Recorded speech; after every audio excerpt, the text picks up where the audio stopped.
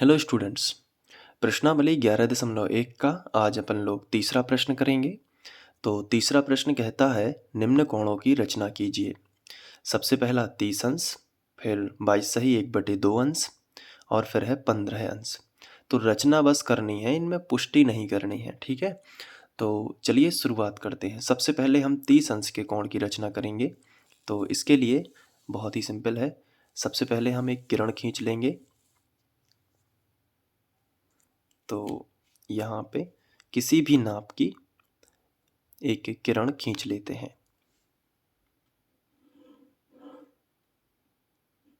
ये देखिए, अब इसमें एक पॉइंट होता है, शुरुआती पॉइंट, जो कि प्रारंभिक यहाँ पे बिंदु भी बोल सकते हैं, और एक होता है अनिश्चित बिंदु। प्रारंभिक बिंदु को हम ए से दर्शाते हैं और अनिश्चित बिंदु जो इस तरफ है इसमें हम एक पॉइंट ले लेते हैं और बी। तो किरण को हम ए बी नाम देते हैं। अब रचना के चरण भी हम साथ में लिखते जाएंगे। तो ये देखिए, यहाँ पे हम रचना के चरण लिखेंगे। तो जो पहला पॉइंट है वो है किरण, सर्वप्रथम किरण ए बी खींची। तो हम यहाँ पे लिख लेंगे सर्वप्रथम किरण ए बी खींची। ठीक है, ये हमारा पहला स्टेप रहेगा।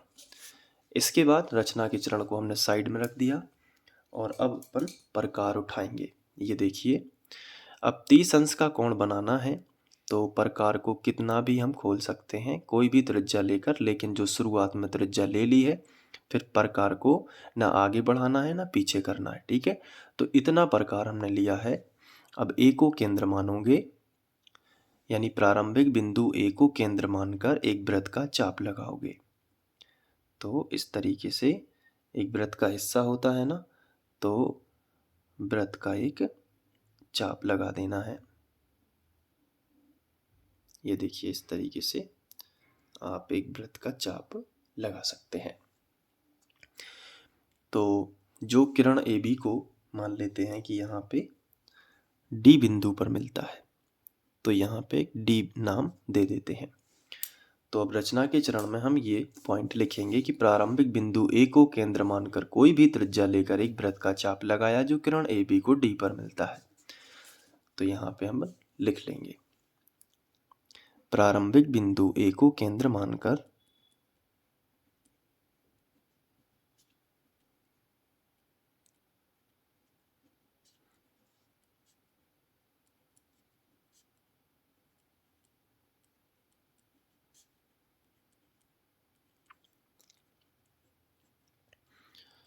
कोई भी त्रिज्या लेकर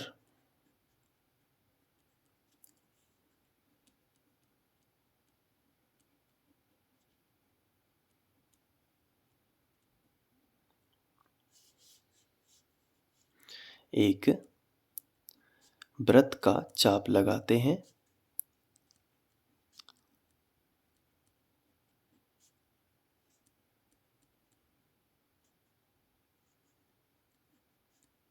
जो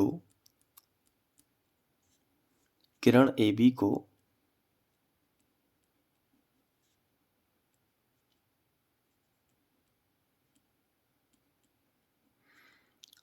कहाँ मिलता है, डी पर, डी पर मिलता है।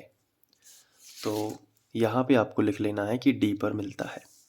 अब देखिए, कोण हमें खींचना है 45 नहीं 30 अंश का। कितने का खींचना है, 30 का। तो आपको मालूम है, देखिए प्रकार जितना खुला था उतना ही खुला है, देख सकते हैं आप।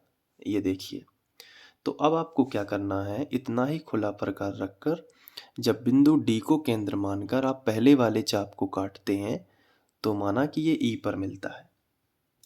तो यहाँ पे हम एक नाम दे देंगे ई। तो देखिए, ये ई पर मिला है ना, तो ये जो है ये 60 अंश का कोण बनता है, आपको पता है। तो ए को यदि ई से मिलाएंगे तो ये 60 अंश का कोण बनाएगा। तो अभी मैं इतना लिख लेता हूँ तो क्या लिखूंगा, देखिए डी पर मिलता है, डी को केंद्र मानकर उसी त्रिज्या के साथ, उसी त्रिज्या की जो पहले ली थी, है ना, तो उसी त्रिज्या के साथ एक चाप लगाते हैं जो पहले वाले चाप को ई पर मिलता है। तो लिखेंगे डी को, इसको थोड़ा सेंटर में रख लेते हैं, डी को केंद्र मानकर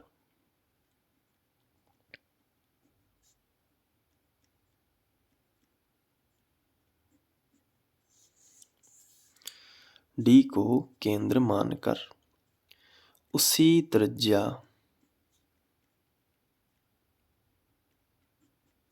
के साथ एक चाप लगाया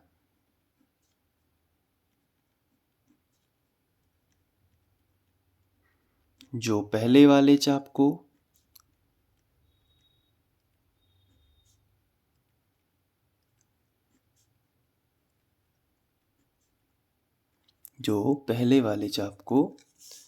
ई पर मिलता है।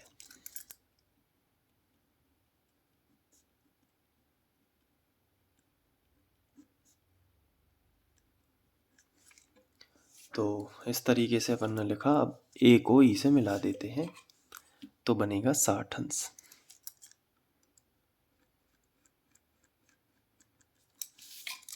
तो ये भी लिख लेते हैं, ए को ई से मिलाया, ये देखिए ए को ई से मिलाया। इसके बाद हमने 60 का क्यों बनाया है, हमें तो 30 का बनाना था। तो आंसर है पहले 60 का ही बनेगा। अब 60 के बाद ये चेक करना होता है कि हमें कितने का दिया है। जैसे हमें 30 का बनाना है तो 60 का कोण अर्धक खींच देंगे, यानी कि कोण समद्विभाजक खींच देंगे, तो 30 में बढ़ जाएगा तो 30 का बन जाएगा, है ना। तो अब अपन को क्या करना है, प्रकार का खेल होगा।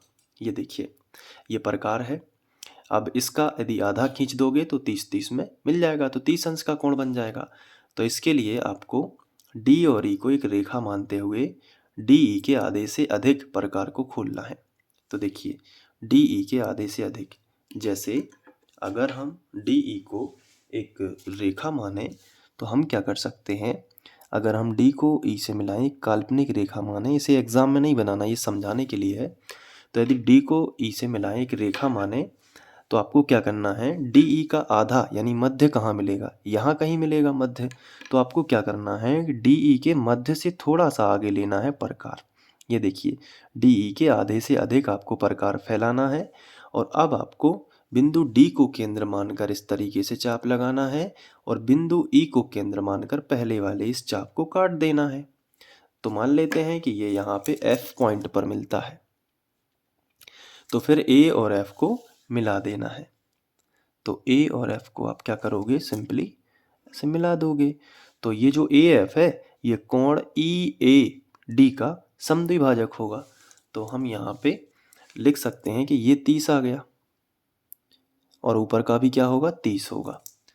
तो अब आपको यहाँ पे रचना के चरण में लिखना है, ए को ई से मिला दिया तो कोण ई ए डी 60 अंश बना था पूरा ई ए डी, जब ए को ई से मिलाया था, है ना। तो यहाँ पे लिखेंगे 5वां पॉइंट, तब कोण कौन सा, ई ए डी। तो लिखेंगे तब कोण ई ए डी बराबर 60 अंश होगा। अब 6वां पॉइंट में आपको क्या लिखना है, अब इस कोण का अर्धक खींचना है। कौन से कोण का, इसी कोण का। अब कोण ई ए डी का कोण समद्विभाजक,